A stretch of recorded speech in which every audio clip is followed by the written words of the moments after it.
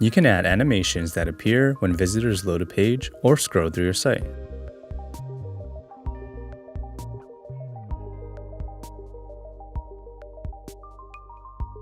To animate site content, go to the Home menu, Design, Site Styles, then Animations.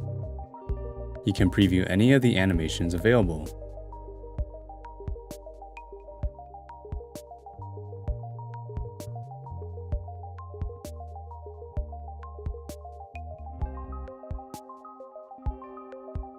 Animation speeds can also be adjusted.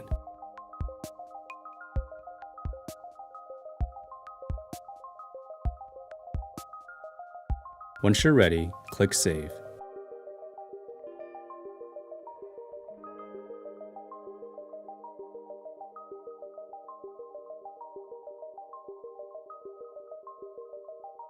Let us know if you have any other questions.